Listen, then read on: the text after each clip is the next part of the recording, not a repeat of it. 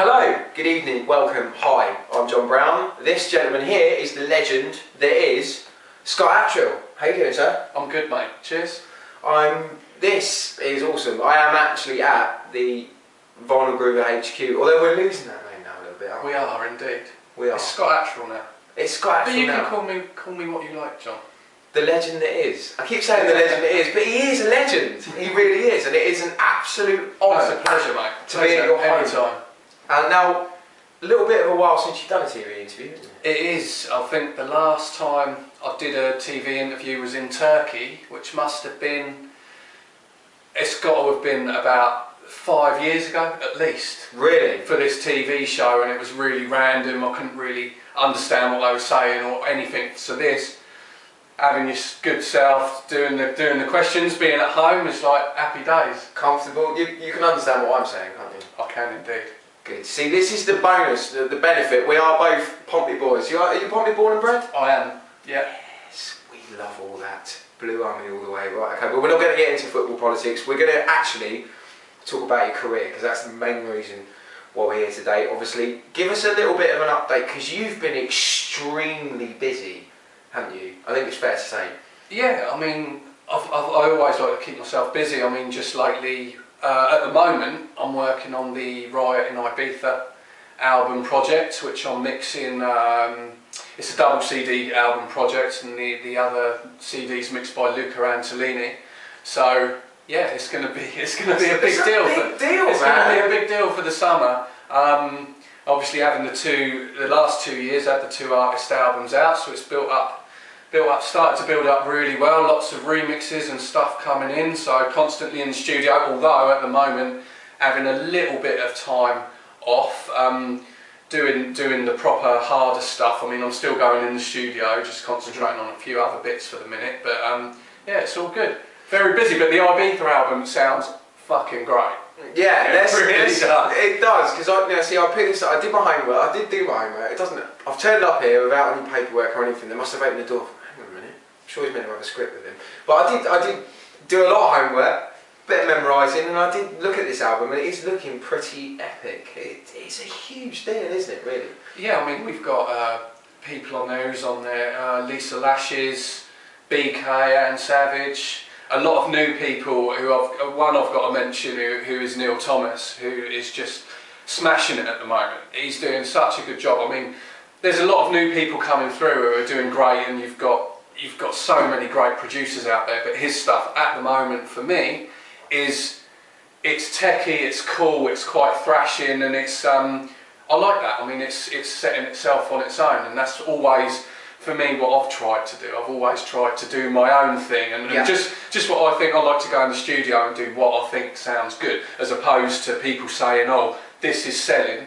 This is what you should be doing." That numbers approach. That to me is just like bollocks. Because if you want a tune by so and so, then go and get them to do it. Yeah. If you want a tune by me, I'll go in and do what I do. Yeah, completely original in your approach. You're not. I like to think so. Set by any sort of boundaries. No, just do it if it sounds good. I mean, this is the thing. Obviously, from when I was very young, years ago, I used to. Still are very young. What are you on about? Well, I'm alright. Yeah. You've only just got your driving license. Yeah. Well, it's nearly gone actually. I got caught doing 104 the other week. Oh dear. Which was not good. I was lucky, thanks to that officer. I think it was Aaron Savage that actually quoted that that when they replan the roads and the way the highways and everything work, they should have a DJ lane. They should. Yeah, for sure. Yeah. Yeah. Weekend crew. All the way. Weekend. And it's exclusively reserved for artists, producers, and trying to get to these places on time. Yeah, but in a certain extent, for maybe some ravers as well, because they're a bit late. It is important. Okay, but hopefully still driving. Yes, I am still driving, so good. We're all good. I'm kind of hanging in there.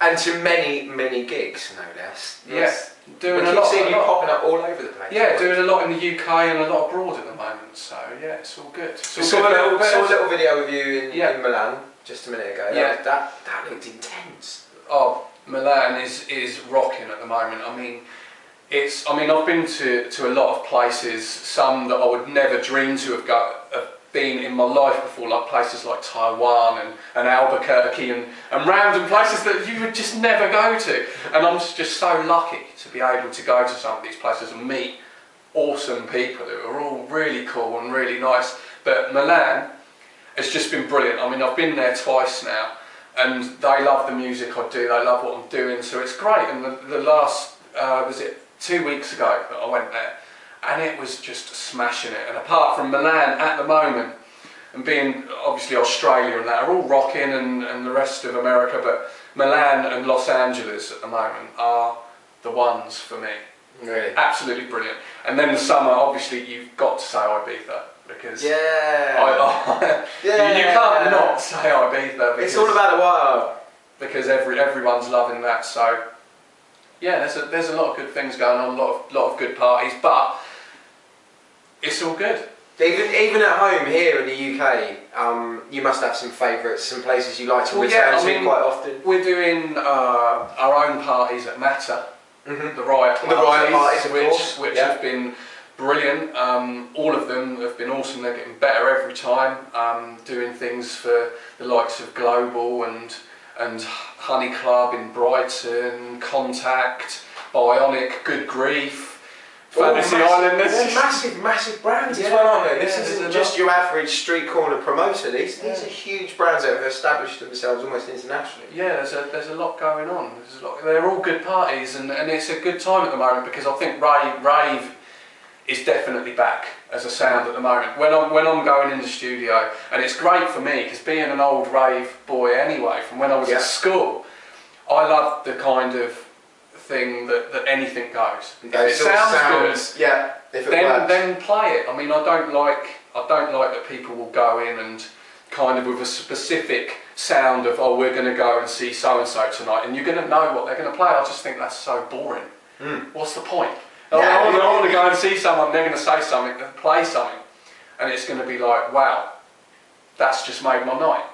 Doesn't matter what it is, if it sounds good, it sounds good. That tune you met, and that's how it used to be, man. I mean, when we used to go out years ago, you know, you go out for a night and it's not like you would expect a certain tune to be played by a certain artist. You go out, you hear a tune and go, oh man, do you remember that tune? That's right. And you feel the bass, the energy, everything. Raving is just brilliant. You've got to say, isn't it? Yeah, absolutely. I still, when I get out of the club, like, I mean, I still get nervous when I go to a place. Even though I've been DJing so long, because I think I do worry about what I play, because I want to make sure that, because when I was younger and I would see Carl Cox, it's going back to this, when I was younger, it doesn't look old enough to say when I was younger. Well, when I would go and see Carl Cox and Slipmatt and those guys, and it would just be brilliant. And I always think that is why people want to go out. They want to get the best feelings that they can get, and I want to make sure, it's really difficult, because you want to make sure that you send them people home thinking they've had a good time, the best time that they could have. And every time I'm driving to a gig or get there, I always still get the nerves, and I've always got it, because I want to do the best that I can. And it doesn't always happen. I mean, you feel you've got that duty to your audience to entertain, you know? Yeah, definitely. Yeah, absolutely, 100%. Let's go back a little bit, because we do talk about when I was younger, when I did this, when I did that. I'm going to rewind just a little bit and go all the way back to the beginning. Let's do it, get it out. Because you strike me as someone that's very passionate about what he does even now, which is a good thing. You've as to say, he's never lost his hardcore, to quote a tune. But you've never lost that passion for what you do. It seems to be I love music, and I love still now, right, as it was then. But when did you start? When did it begin? I started when I was about 12, 13. And I used to go... I used to hear the tapes. What, now, 18? I went to... Do you know what? I still sometimes get asked for ID for stuff, which is great. I mean, it is a compliment. Can we ask how old you are now? Good. No, you can't. No? Okay, right. We won't. Alright, well, perhaps Liv's off camera at the moment. She's sort of chuckling away. She's looking in this direction. It's a bit... Yeah, there. Go on. Like, when I started out from school, I used to get the train up to Stern's Under-18s dance, which was like the biggest club in the country at the time. Yeah. You used to get all the EastEnders crew, Sid Owen and that, coming down to party and stuff like that when I was younger, and it would just be happening. I mean, we would queue up for miles to get into this club, and I got a chance to do the under-18s. So I took my records up, got a train, walked like a mile to the club, record bags hanging off, and that kind of stuff, and yeah, got in there. I was on the middle floor. The underground was a